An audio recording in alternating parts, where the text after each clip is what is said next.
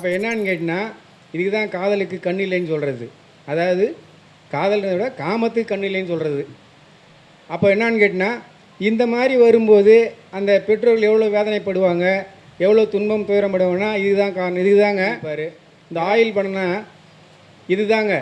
இந்த இப்போ ஐயா சொன்னார் இல்லையா, அதாவது திருமணத்தை எப்படி பார்க்கணும்னு சொல்லிட்டு, இந்த ஆயில் பண்ணனா நீங்கள் யாரும் நம்ம வந்து கணிக்கிறது கிடையாதுங்க.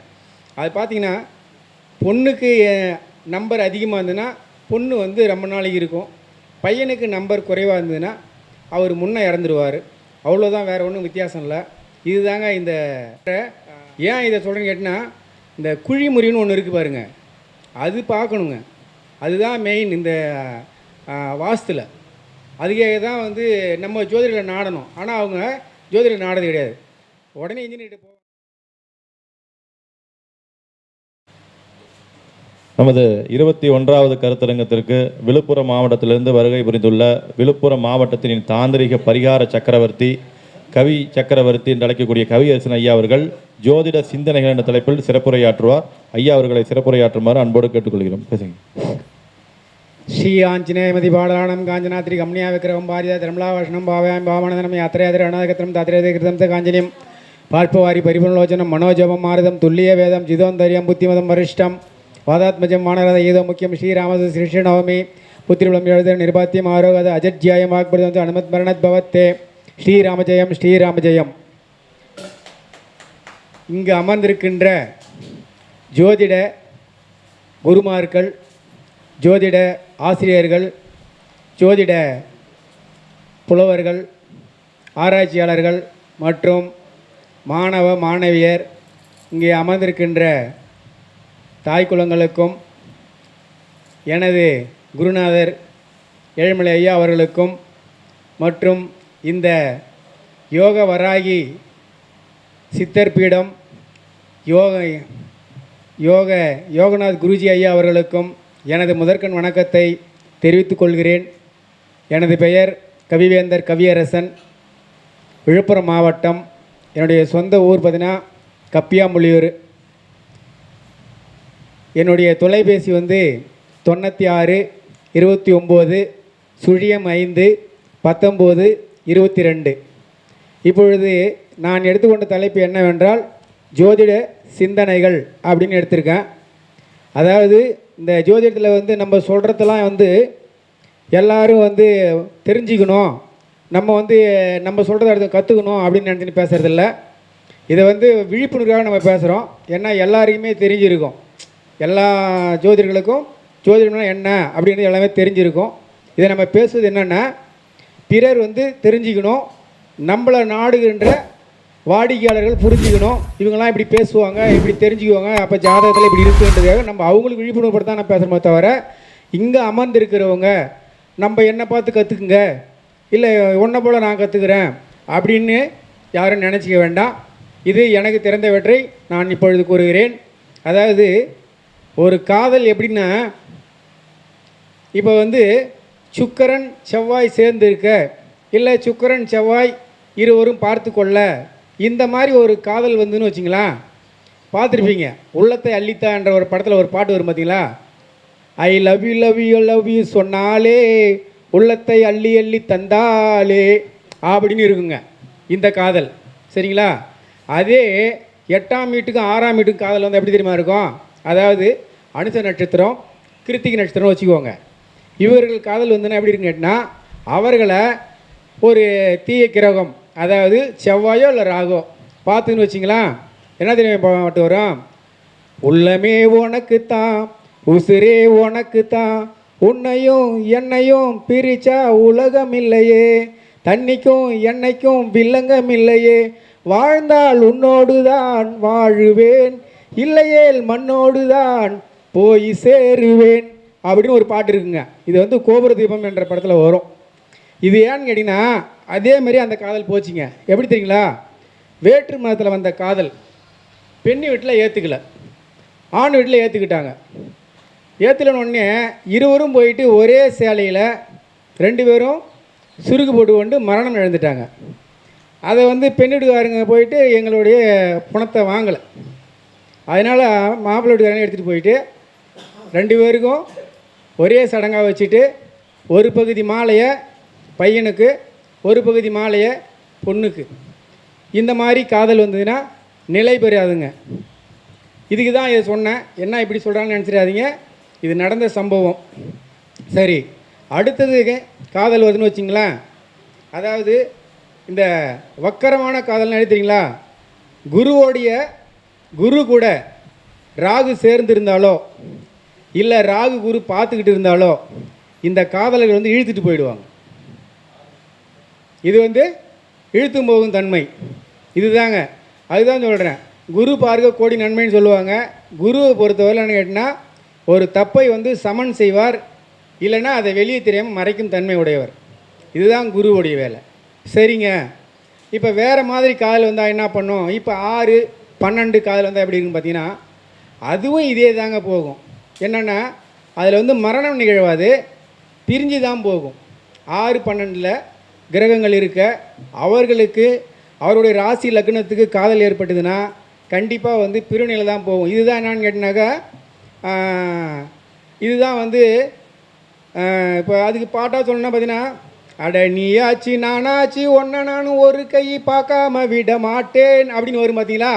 இந்த மாதிரி வந்து விவரத்தில் முடிஞ்சு வம்பு வழக்கில் போயிட்டு பிரிய வேண்டியதான், வேறு வழியே கிடையாது. இதுதான் அந்த காதல் வருங்க. அதே மாதிரி நம்மளுக்கு வந்து ஒவ்வொருவங்களுக்கும் வந்து ஒவ்வொரு மாதிரி காதல் என்பது பார்த்தீங்கன்னா காமத்துக்கு மட்டும் காதல் கிடையாதுங்க.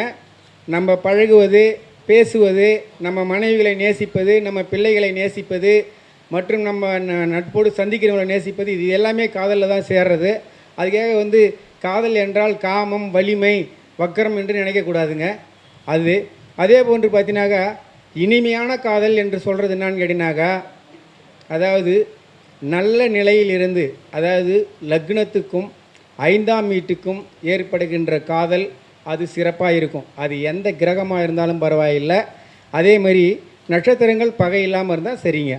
அதே மாதிரி கண்ணியமான காதல் எதுன்னு கேட்டினாக்கா 11ஆம் வீட்டுக்கும் லக்னத்துக்கு 1ஆம் வீட்டுக்கும் நடக்கிற காதல் கண்ணியமான காதல். இதுதான் வந்து என்னானுங்கன்னா, என் பொண்ணு ஒரு பையனை லவ் பண்ணிடுத்து, அதை வந்து பாருங்கள் ஊர் மெய்க்க, பெரியவர்கள் மெய்க்க பத்திரிக்கைலாம் அடித்து எல்லோரும் வரவேற்புலாம் வச்சு அதுக்கு என்னென்ன சடங்கு நடக்குமோ அத்தனையும் செய்து அதுக்கு பேர் தான் கேட்டால் காதல் திருமணம், கண்ணிய திருமணமாக முடிச்சிருவாங்க. அதேமாதிரி 9 லக்னத்துக்கு வரும் பாருங்க, அந்த காதலும் அதேமாரி தான். இது என்னான்னு கேட்டால் அப்பாவே அந்த காதலை ஏற்றுக்கக்கூடிய இடம். மற்ற காதலை வந்து அம்மா சொல்லி புரிய வைக்கணும். ஆனால் இந்த காதலை பார்த்தீங்கன்னா இப்போ ஒரு படத்தை விட நீங்கள் கேட்பாங்க, அப்பா நான் ஒரு பையனை காதலிக்கிறேன், அந்த பையனை எனக்கு கட்டி கொடுக்குன்னு கேட்பாங்க. அப்பா கிட்ட சொல்லிவிட்டு காதலிக்கிற ஒரு மகள்னால் அது நீதாம்மா, யார் அந்த ஆண் மகன் கூட்டிகிட்டு வாங்கன்னு சொல்லுவாங்க. அது மாதிரி அந்த அப்பாவே ஏற்றுக்கொண்டு அந்த திருமணத்தை நடத்தி வைக்கிற ஒரு இடம்னா 9-1. இது வந்து ஒரு சிறப்பான காதல். எல்லாருக்கும் உங்களுக்கு தெரியும், நான் எதை சொல்கிறேன்னு நினச்சிடாதீங்க, இதெல்லாம் பாருங்கள். அதே போல் வந்து இப்போ ஐயா சொன்னார் திருமண பொருத்தத்தில் நமக்கு வந்து பொருத்தமே வராது, கடைசி வரைக்கும் வந்து நம்மளுக்கு சம்மந்தியே ஒன்றா கூட மாட்டாங்கன்ற இடம் தெரியுங்களா?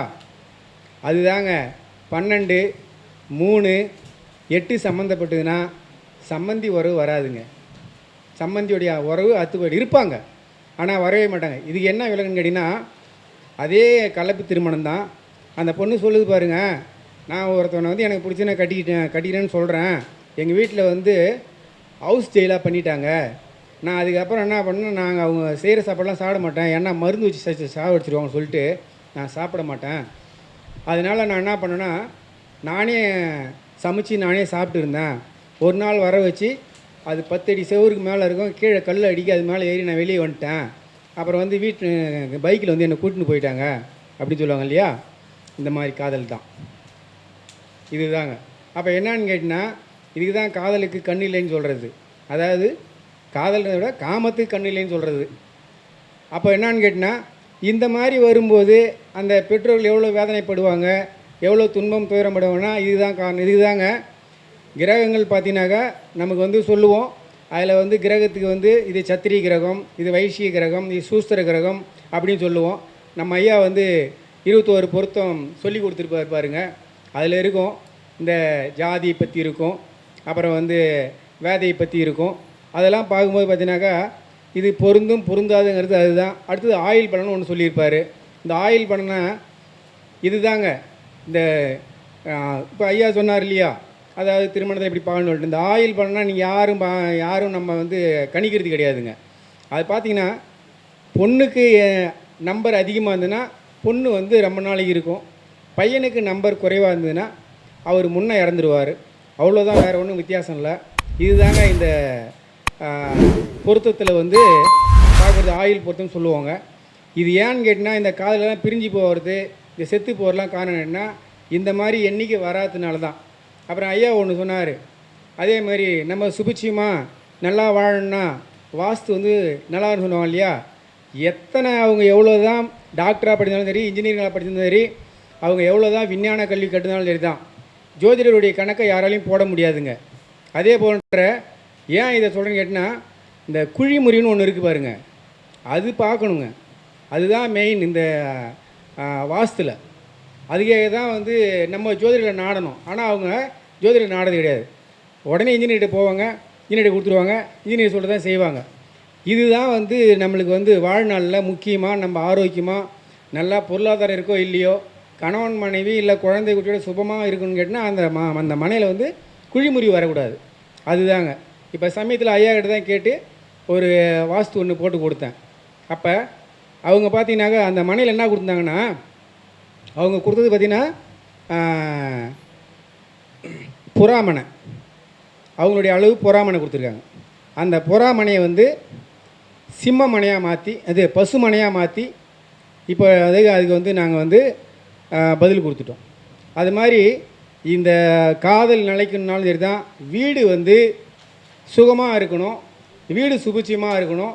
அப்போ தாங்க காதலும் கை கூடும். இல்லைனாக்கா காதலும் கை கூடாது, மோதல் தான் வந்து கை கூடும். அதுக்கே தான் சொன்னேன்.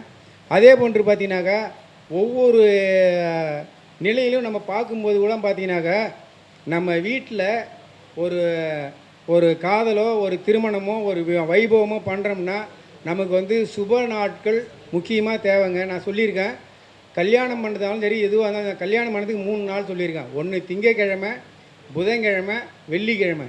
இந்த 3 நாள் செய்கிற முகூர்த்தம் மட்டும்தான் அவ்வளோ சிறப்பாக இருக்கும். நீங்கள் எந்த சாமி கும்பிடுங்க, எந்த சாமி கும்பிடாத இருங்க, இல்லை வந்து அதுக்கு வந்து நீங்கள் நேரங்காலம் பாருங்கள் பார்க்காத. அதாங்க ஒன்றை எழுந்தால் ஒன்று கிடைக்குன்னு சொல்லுவாங்க இல்லையா, அதில் இது ஒன்று நாலாவது நல்லா இருக்கணும், இல்லை நட்சத்திரமாவது நல்லா இருக்கணும், இல்லைனா நம்மளுக்கு வந்து நம்மளுடைய ஆளாவது நல்லா இருக்கணும். இதில் எதுவுமே நல்லா இல்லாமல் நம்மான்னு மொட்டை செஞ்சோம்னு வச்சிங்களேன், இப்படி தான் இருக்கும். இதை தான் சொல்கிறது. நம்மளுக்கு வந்து காதல்னால் நம்ம நாளையும் நமக்கு காதலாக தான் எடுத்துக்கணும், நம்மளுடைய செயலியும் காதலாக தான் எடுத்துக்கணும். அதுதான் வந்து ஈடுபாடோடு இருக்கணும்னு சொல்கிறது.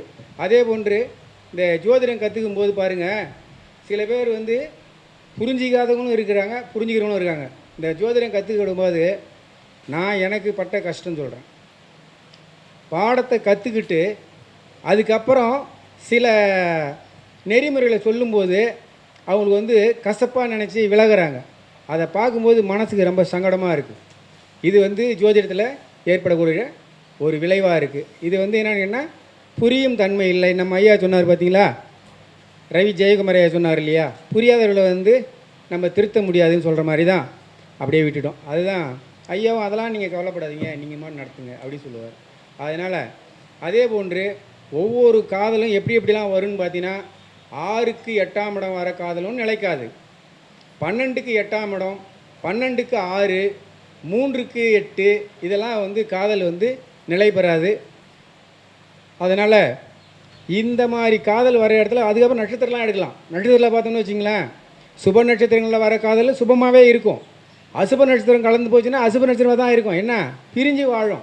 இவங்கெல்லாம் பார்த்தீங்கன்னாக்கா அவன் மதிக்கவே மாட்டாங்க. அதே மாதிரி பாருங்கள், பெண் குழந்தை யார் வீட்டில் பிறகுதோ, ஆண் குழந்தை இல்லாமல் பெண் குழந்தை பிறகுற வீட்டில் பாருங்கள் அவங்களுடைய தலைமுறை முடிகிறது. அதுக்கு தான் வந்து ஜாதகத்தில் வந்து புனர்பூசம் என்ற ஒரு நட்சத்திரத்தை வந்து 3ஆம் இடத்துல வச்சுருவாங்க. இது முயற்சி ஸ்தானம். அந்த புனர்பூச நட்சத்திரத்தில் பிறகுறவங்க மறுபிரிவு, அதுதான் புனர்ஜென்மன்னு சொல்கிறது. அதே போன்று பாருங்கள், ஆண் குழந்தை பிறகுதுனாக்கா உங்களுடைய வாரிசு, உங்களுடைய வழிமுறை, உங்களுடைய தோன்றல் வந்து தொடர்கிறது அப்படின்னு போகும். இதுதாங்க ஆண் வாரிசு குலம் வந்து வளரப்போகுதுன்னு அர்த்தம். பெண் வாரிசு இருக்கிற குலம் வந்து அதோட முற்று பெற்று மறுஜென்மம் வரப்போகுதுன்னு அர்த்தம். இதுதாங்க. அதே போன்று இப்போ இந்த கருத்தரங்கெல்லாம் நடத்துகிறாங்க இல்லையா, இந்த கருத்தரங்கம் நடத்தும்போது இவங்களெலாம் வந்து நம்ம வந்து சில பேர் வந்து ஐயா சொன்ன மாதிரி எனக்கு பொறாமையாக இருக்குது, எனக்கு நடத்த முடியல அப்படின்னு சொல்கிறாங்க இல்லையா, அது நானும் எனக்கும் ஒன்று தாங்க அது. ஆமாம், இது மாதிரிலாம் நடக்கும். இதையெல்லாம் தள்ளி தான் நான் இவ்வளோ தூரம் வந்துக்கிட்டு இருக்கிறேன். என்ன அதே மாதிரி நமக்கெல்லாம் வந்து என்னெல்லாம் இந்த இடத்துக்கு கொண்டு வந்து விட்டவர் யாருன்னு கேட்டினாக்கா நம்ம ஐயா தாங்க, ஏழுமலை ஐயா தான். இல்லைனா நமக்கு இந்த இடத்துலாம் வர்றதுக்கே தெரியாதுங்க. அதுக்கப்புறம் தான் நம்ம என்ன அவங்க வந்து வழிகாட்டி அதுலேருந்து நம்ம பாதையை பிடிச்சிக்கிறோம், அவ்வளோதான். அடுத்தது காதலும் இப்படி தாங்க. அதே மாதிரி ஒரு பொண்ணுக்கு நான் சொல்கிறேன், பேர் ஊர்லாம் கேட்காதீங்க, இந்த காதல் வந்து நிலை பெறாது, இது உனக்கு செட் ஆகாது, இது வேண்டாம் அப்படின்னு சொல்லியும் அதே வேண்டும் அப்படின்னு கேட்டுட்டு அவர்களே திருமணம் பண்ணி இப்பொழுதுக்கு அவங்களுடைய வாழ்நாள் வந்து சுபிட்சமே இல்லாமல் இருக்குது. ஏன் திருமணம் பண்ணன்னு தெரியல. இது மாதிரி 1 2 இல்லை, 3 பேர் எல்லாமே மதம் மாறிய திருமணங்கள் தான். அப்படிங்கும்போது இந்த காதல் எதோட போய் விடுதுன்னு கேட்டினா, காதல் பண்ண உடனே தெரியுதான் தெய்வங்களும் காதல் பண்ணுது. ஆனால் தெய்வங்கள் காதல் பண்ணதா தெரியல, அதிகமாக புராணத்தில் சொல்லலை. சொல்லுவாங்க, கிருஷ்ணர் சொல்லுவாங்க, தசரதனை சொல்லுவாங்க. தசரதனுக்கு வந்து 25,000 கோபேஸ்திரிகள் அப்படின்னு சொல்லுவாங்க.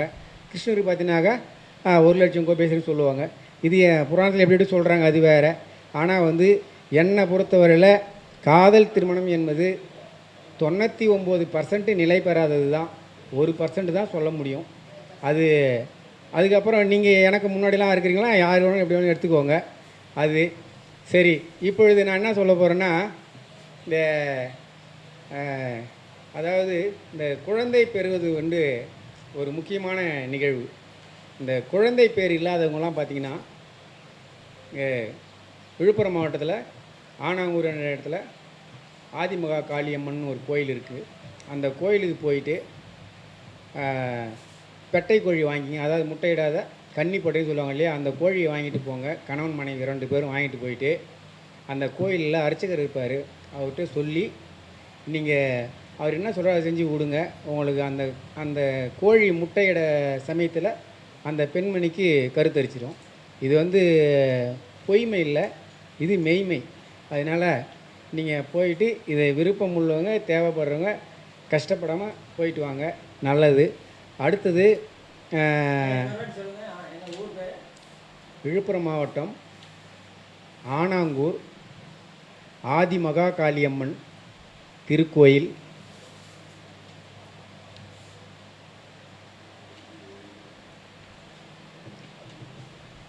அங்கே இந்த பிள்ளை இல்லாதவர்கள்,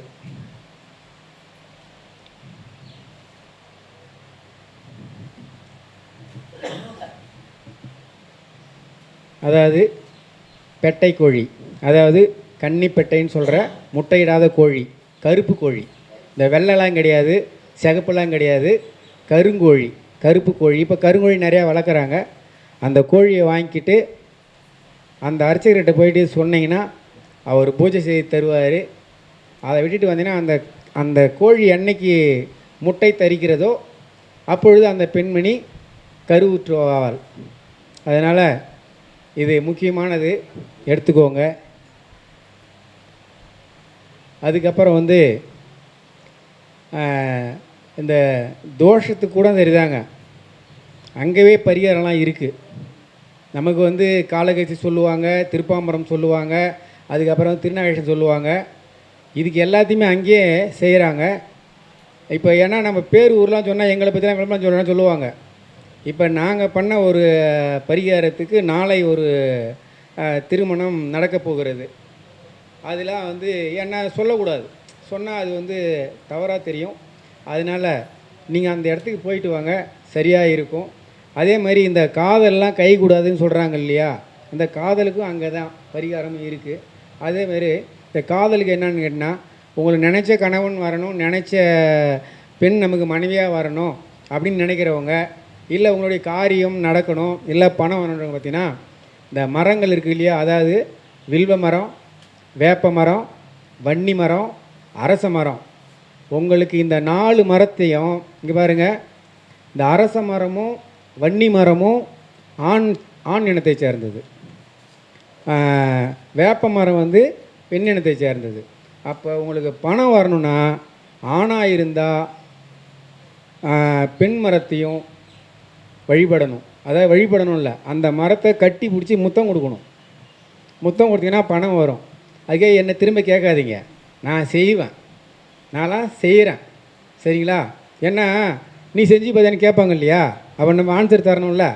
அதனால் நான்லாம் வந்து செய்வேன். அதே மாதிரி நீங்கள் வன்னி மரத்தை இதே மாதிரி கட்டி பிடிச்சி முத்தம் கொடுங்க, உங்களுக்கு நல்ல மனைவி அல்லது நல்ல கணவன் அமைவார். இதெல்லாம் செஞ்சு பார்த்தா தான் தெரியும். ஐயா, நமக்கு பரிகாரங்கள், நம்மளுக்கு வாழறதுக்கு நெறிமுறைகள் நிறையா இருக்குது, நம்ம பயன்படுத்த கிடையாது. அதான் சொல்கிறேனே, அதாவது தாயை சிறந்த கோயிலும் இல்லை, தந்தை சொல் மிக்க மந்திரம் இல்லைன்னு சொல்லுவாங்க. நம்ம தந்தை சொல்லியும் கேட்கறது கிடையாது, தாயையும் மதிக்கிறது கிடையாது, தாய் தப்பு சோறு போகிறதும் கிடையாது. அதன் பிறகு ஒன்று சொல்லுவாங்க, மாதா பீதா குரு தெய்வம்னு சொல்லுவாங்க. தெய்வம் 4ஆம் இடம், குரு 1ஆம் இடம், தந்தை வந்து 2ஆம் இடம், தாய் என்பது முதல் இடம். ஆனால் நம்ம அதை எல்லாத்தையும் பின்னுக்கு தள்ளிட்டு தான் போயிட்டுருக்கோம். அப்போ என்ன பண்ணணும்னா, ஒன்று குருவுக்காவது கட்டுப்படணும், இல்லைனா நம்மளை ஈன்ற தந்தையாக கட்டுப்படணும். அதுதான் திருவள்ளுவர் சொல்லியிருப்பார், தெய்வத்தால் ஆகாதேனும் முயற்சித்தான் மெய் வருத்த கூலி தரும். நீங்கள் எதுவும் செய்யலைன்னா தெய்வத்தையோட கும்பல் நடந்து எடுத்தான், ஒரு முயற்சியாச்சும் செய்யணும். இப்போ நான் சொன்ன பரிகாரத்துக்கு நீங்கள் முயற்சியாச்சும் செஞ்சு தான் நடக்கும். ஐயா, நான்லாம் வந்து இந்த பரிகாரத்துக்கு மட்டும் 3 லட்ச ரூபா செலவு பண்ணியிருக்கேன். சரிங்களா? ஆனால் இப்போ இருக்கிறவங்களாம் நீங்கள் யாரும் 3 லட்ச ரூபா செலவு பண்ண மாட்டீங்க. 3 லட்ச ரூபா செலவு பண்ணி கல்யாணம் பண்ணணுமா? அதாவது வேஸ்ட்டாக போனாலும் போவாங்க, யாரும் காரியத்துக்கு வர மாட்டாங்க. அதனால் இப்பொழுதைக்கு நான் இதை மட்டும் பேசியிருக்கேன். அடுத்தது இப்போ என்ன சொல்கிறேன்னா,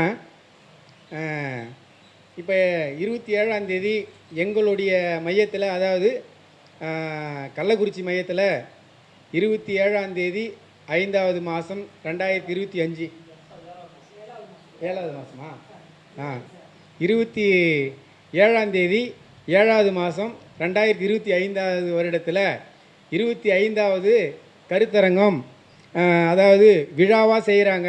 அதில் வந்து மாணவர்கள்லாம் வந்து கேடயம் வழங்குறாங்க, பட்டமளிப்பு விழாவும் செய்கிறாங்க, அதாவது சான்றுகள் வழங்குறாங்க.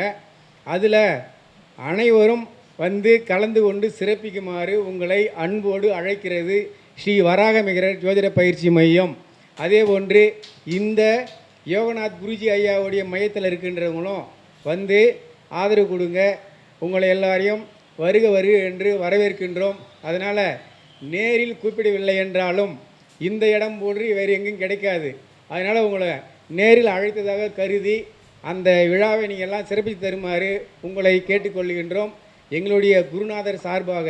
அதே போன்று இதில் வருபவர்கள் எல்லோரும் பார்த்தீங்கன்னாக்கா பெரிய பெரிய விஐபிலாம் வருகிறாங்க, அதாவது பெரிய பெரிய மகான்கள்லாம் வந்து வராங்க. பேரில் எனக்கு நினைவுக்கு வரவில்லை. அதனால் எல்லாருமே வாங்க, தெரிஞ்சுக்கலாம்.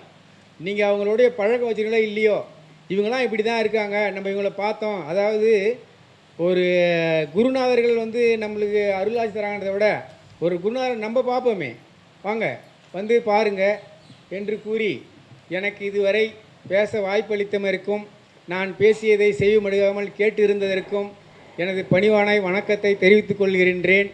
எனது பெயர் கவிவேந்தர் கவியரசன், கப்பியாமுலியூர், விழுப்புரம் மாவட்டம், வராகமிகிரர் ஜோதிட பயிற்சி மையத்தின் விழுப்புரம் கிளை ஆசிரியராக பணியாற்றுகிறேன். நன்றி, வணக்கம். எனது தொலைபேசி எண், அதாவது எனது கைபேசி எண் வந்து 96 29 0 5 19 22.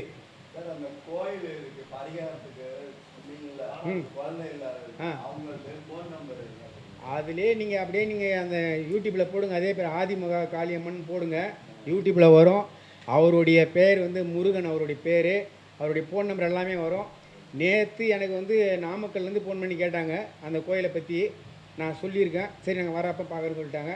ஆனால் நீங்கள் வரீங்களான்ட்டு தான் தெரியாது. ஐயா கொடுத்த உங்களுக்கு பாக்கியம் தான் வர முடியும். இப்போ பருவதமலைன்னு ஒரு கோயில் இருக்குது, கேள்விப்பட்டிருக்கீங்க, திருவண்ணாமலை மாவட்டம்.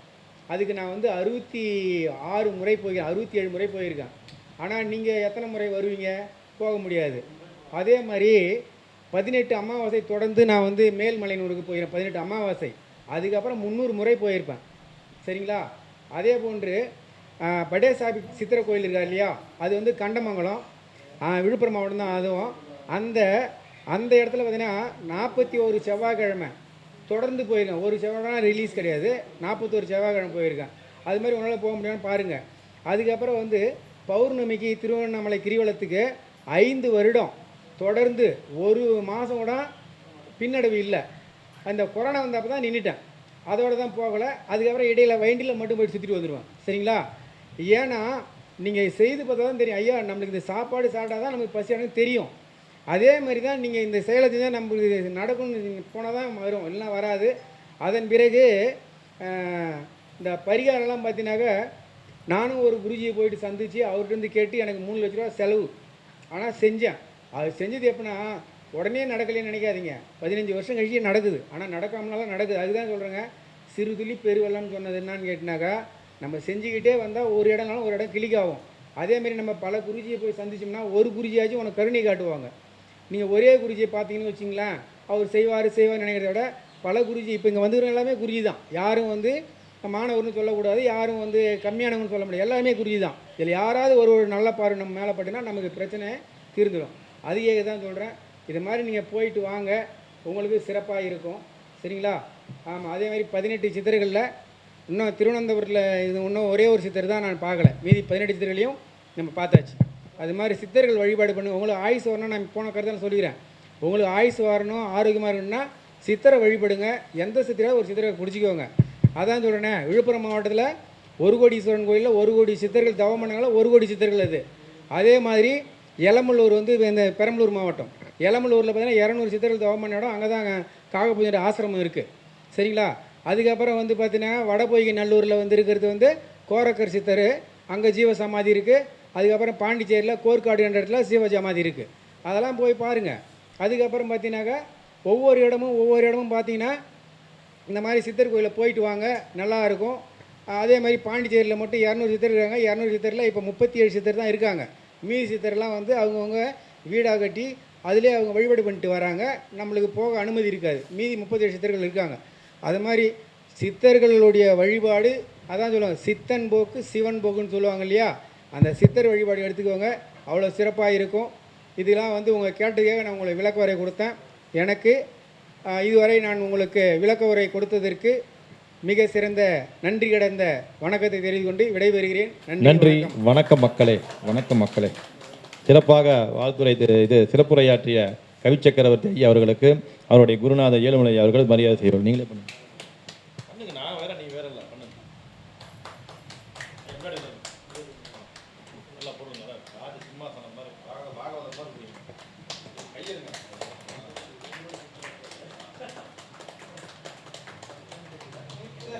என்பது